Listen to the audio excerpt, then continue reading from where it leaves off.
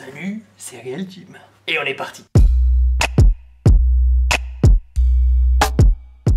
Je fais du rugby depuis quelques années maintenant. Bon, mon gabarit l'oblige quelque part. Hein. 120 kg, 1m90, il y a un moment donné, il faut faire un sport qui nous corresponde, quoi. On a envie de parler comme ça quand on parle rugby, l'Ovalie, tout ça.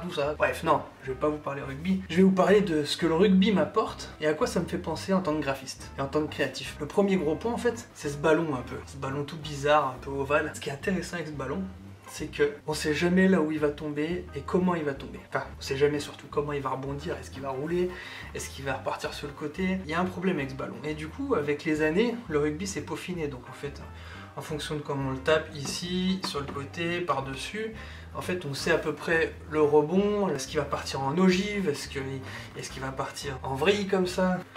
Et c'est vrai qu'on parle beaucoup de chance au rugby. Pas vraiment de la chance, c'est de la réussite. Et je pense qu'avec les années, on peut s'entraîner à mettre la réussite ou la chance de notre côté. S'entraîner à taper ce ballon comme il faut. Et c'est exactement pareil avec mon job en tant que créatif. Oui, il y a de la chance, il y a une partie de chance. Des fois, on dessine un truc et paf, il y a un truc qui arrive sur notre croquis. On se dit, mais purée, c'est exactement ça. Ou alors sur Illustrator, on change un truc, il y a une erreur qui se passe et bah, on arrive à trouver notre logo parfait. Mais la plupart du temps, c'est énormément de travail en amont. On laisse de moins en moins de place à la chance et de plus en plus de place à l'expérience. Le deuxième grand point, c'est quand j'arrive sur un terrain de rugby pour un match, les rugbymen te parlent d'appréhension. En fait, l'appréhension, c'est de la peur. On ne sait pas comment on va ressortir. Est-ce qu'on va être blessé? Est-ce qu'on va se faire mal? Est-ce qu'on va faire mal à quelqu'un? Et en fait, cette appréhension, en tant que graphiste, je peux l'avoir aussi. En tant que créatif, je peux l'avoir. Quand j'ai un nouveau client, quand il y a un nouveau projet, un truc que je connais pas bien, dans un domaine où je suis pas forcément excellent,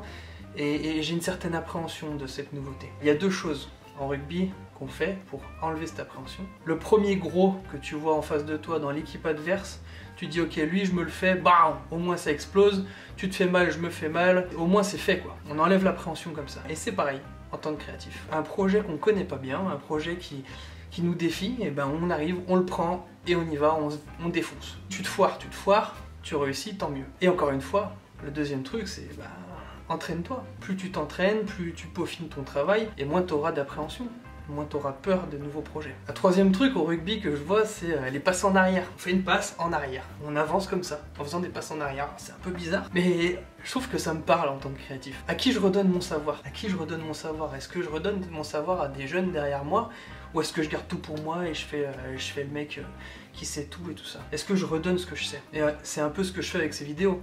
J'ai envie de vous redonner un peu ce que je sais, quoi. Alors, je sais pas grand-chose, mais le peu que je sais, j'ai envie de vous le donner. Et de faire ces passes, c'est aussi avoir un regard autour de moi. Est-ce que je regarde autour de moi?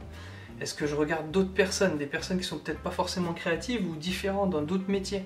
Est-ce que je m'intéresse à eux? Est-ce que je suis intéressé par les personnes qui m'entourent? Est-ce que je suis égocentrique et centré sur mon travail et centré sur moi?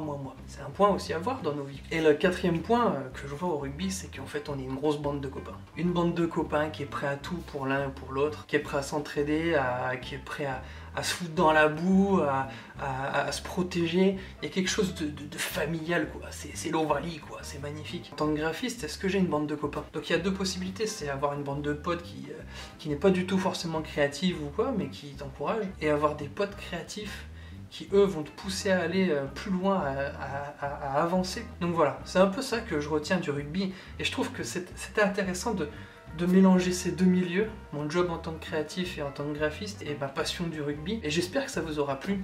Donc je vous encourage, profitez de faire du sport, ça c'est un petit parallèle en plus, mais surtout restez créatif. Allez, salut!